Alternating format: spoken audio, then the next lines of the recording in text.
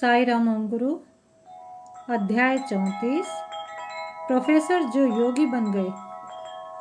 अपनी यात्रा का वर्णन आगे बढ़ाते हुए ओम गुरु ने बताया कि बद्रीनाथ में अनेक ऐसे महात्मा गण हैं जो निरंतर साधना में रत रहते हैं। उनमें से एक महात्मा जी के विषय में उन्होंने अपना अनुभव साझा किया। ओम गुरु के मूल निवास विशाखापट्टनम में वेंकटराव नाम के उनके एक मित्र व योग शिष्य 20 वर्षों से उनके संपर्क में थे। एक बार वार्तालाप के दौरान उन्होंने ओम गुरु को अपने भाई से संबंधित एक विचित्र घटना बताई। वेंकटराव जी के भाई स्थानीय कॉलेज में प्रोफेसर थे। एक दिन वे यकायक गायब हो गए। उनके इस तरह गायब होने के कारण से हर कोई अनभिज्ञ था। किसी को नहीं समझ आ रहा था कि आखिर वे कहाँ चले गए। लंबी खोजबीन के पश्चात प्रोफेसर ऋषिकेश में पाए गए, जहाँ वे संन्यास धारण कर तपस्या में लीन हो चुके थे। प्रोफेसर एक धनी व्यक्ति हैं जिनके 3 वयस्क बच्चे हैं। एक दिन अचानक उनके परिवार को उनके द्वारा लिखा गया एक पत्र मिला, जिसमें उन्होंने भौतिक सुखों को त्याग कर संन्यास लेने की बात कही थी। पत्र में उन्होंने संपत्ति को पत्नी व 3 बच्चों में बांट देने के लिए कहा था। वेंकटराव जी ने भारी मन से अपने भाई की इच्छा का सम्मान किया तथा 3 बच्चों का धूमधाम से विवाह संपन्न करवाया। ओम गुरु भी अपने मित्र के भाई के निर्णय से दुखी हुए। वे सोचने लगे, इतना सुशिक्षित प्रोफेसर अपने परिवार का कर्ता धर्ता अपने कर्तव्यों से विमुख होकर किस प्रकार इतनी बड़ी गलती कर सकता है। उन्हें प्रोफेसर का निर्णय अन्यायपूर्ण प्रतीत हुआ। उन्हें लगा कि सांसारिक जीवन चक्र में कर्तव्यों के बंधनों से इस प्रकार अचानक गायब होकर मुक्त होना निश्चित रूप से कर्तव्यों से भाग जाना है। ऐसा कदम उठाकर प्रोफेसर ने निस्संदेह बहुत बड़ी भूल की है। इस प्रकार के अनेक विचार ओम गुरु के मन में उथल पुथल मचा रहे थे। कुछ समय पश्चात ओम गुरु का रुद्रप्रयाग की ओर गमन हुआ। वहां उनकी अनेक योगियों से भेंट हुई। उनमें से एक योगी प्रोफेसर के समान प्रतीत हो रहे थे। उत्सुकतावश ओम गुरु ने उनका परिचय पूछ लिया। योगी ने उनसे पूछताछ का प्रयोजन पूछा, जिस पर ध्यान न देते हुए उन्होंने फिर अपना प्रश्न दोहराया, क्या आप वेंकटराव के भाई हैं? इस बार योगी ने सख्त होकर उत्तर दिया, तुम मेरे भूत के बारे में जानने में अपना समय व्यर्थ न करके अपने काम से काम रखो। उनका उत्तर पूरा हुए बिना ओम गुरु ने अगला प्रश्न पूछा, आपने योगी जीवन क्यों अपना लिया?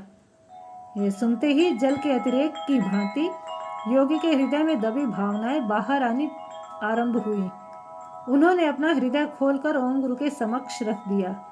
वे बोले, हमारा सांसारिक जीवन माया जाल है। पत्नी, बच्चे, शिक्षा, पदवी, धन आदि सब मोह माया है। जीवन भर हम इसी माया जाल में फंसे रहते हैं। जो शिक्षा मैंने प्राप्त की वह यथार्थ से परे थी। वह मुझे इस मोह ममता से निकालने में सहायक सिद्ध न हुई।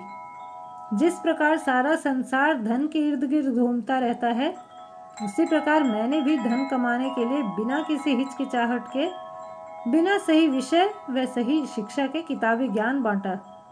धन की लालसा में कथनी करनी में अंतर को हमने अपना दैनिक आदतों में सम्मिलित कर लिया है। भगवान की पूजा पाठ को भी धन से जोड़ दिया है।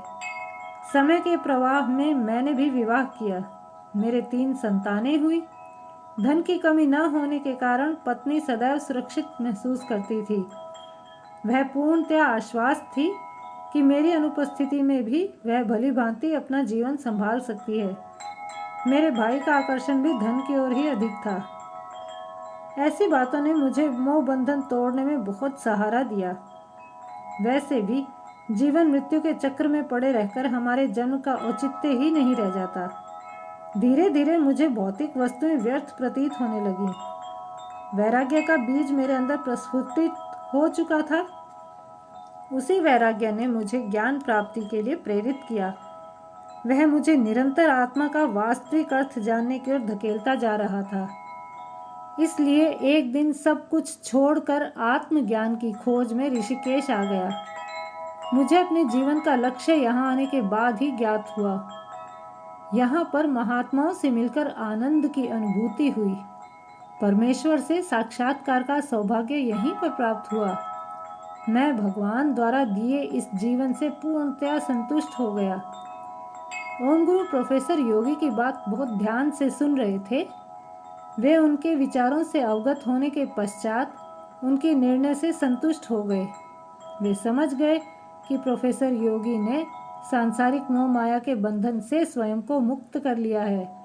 उनके मन में ज्ञान प्राप्ति की जो चिंगारी थी वह ऋषिकेश आकर प्रज्वलित हो गई।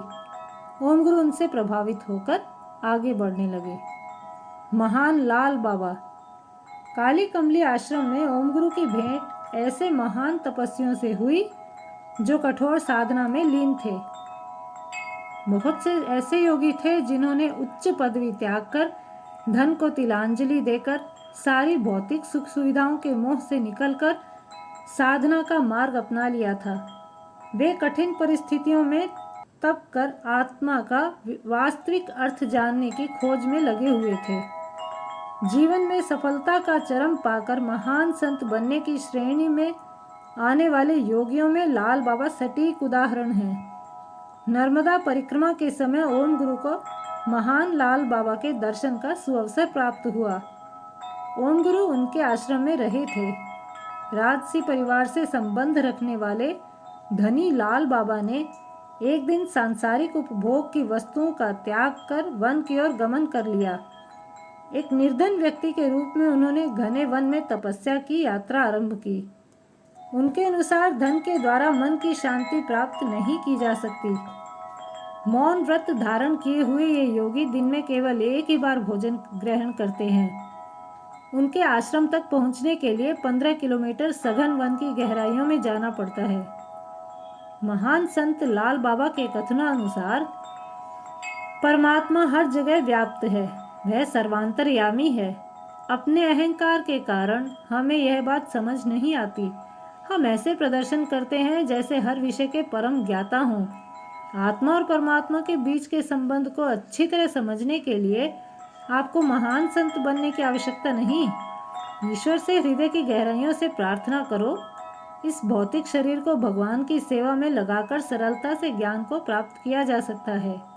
भगवान ने अकारण कुछ भी नहीं रचा है। छोटी से छोटी बात के पीछे कोई न कोई कारण अवश्य छिपा होता है।